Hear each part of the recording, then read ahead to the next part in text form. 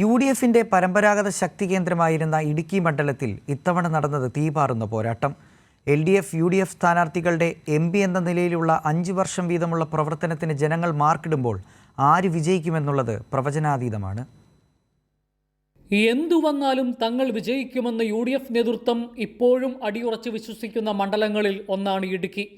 പരമ്പരാഗത ശക്തി കേന്ദ്രമാണ് എന്നതും കഴിഞ്ഞ തെരഞ്ഞെടുപ്പിലെ 1,72,000 വോട്ടിൻ്റെ വലിയ ഭൂരിപക്ഷവും നൽകിയ ആത്മവിശ്വാസത്തോടെയാണ് യു.ഡി.എഫ് സ്ഥാനാർത്ഥി അഡ്വക്കേറ്റ് ഡീൻ കുര്യാക്കോസ് വീണ്ടും തെരഞ്ഞെടുപ്പ് കളത്തിലേക്ക് എത്തിയത്. എന്നാൽ മൂന്നാം വട്ടവും എതിരാളിയായി അഡ്വക്കേറ്റ് ജോയ്സ് ജോർജ് എത്തിയതോടുകൂടി തെരഞ്ഞെടുപ്പ് പോരാട്ടത്തിൻ്റെ വീറും വാശിയും വർദ്ധിച്ചു. എൽ.ഡി.എഫ് സംവിധാനങ്ങൾ എണ്ണയിട്ട യന്ത്രം പോലെ തെരഞ്ഞെടുപ്പ് രംഗത്ത് സജീവമായതോടുകൂടി അതിവേഗം കളം മാറുന്ന ചിത്രമാണ് ഇടുക്കിയിൽ ഉണ്ടായത്.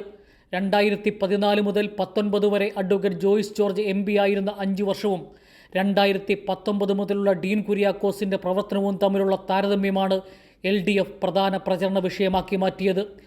എൻ.ഡി.എക്ക് വേണ്ടി മത്സരിച്ച ബി.ഡി.ജെ സ്ഥാനാർത്ഥി സംഗീത വിശ്വനാഥൻ ഈ പോരാട്ടത്തിൽ ചിത്രത്തിലേ വരുന്നില്ല എന്നതാണ് യാഥാർത്ഥ്യം. ബി.ജെ.പി വോട്ടുകൾ എൻ.ഡി.എ സ്ഥാനാർത്ഥിക്ക് ലഭിച്ചിട്ടില്ല എന്നുള്ള രീതിയിൽ ഇപ്പോഴേ ചർച്ച ഉയരുന്നുണ്ട്. കഴിഞ്ഞ പാർലമെൻറ്റ് തെരഞ്ഞെടുപ്പിനേക്കാൾ പോളിംഗ് ശതമാനത്തിൽ 10% കുറവുണ്ടായത് ആർക്ക് ഗുണകരമാകും എന്നതും കണക്കുകൂട്ടലുകളെ പ്രവചനാതീതമാക്കുന്നു.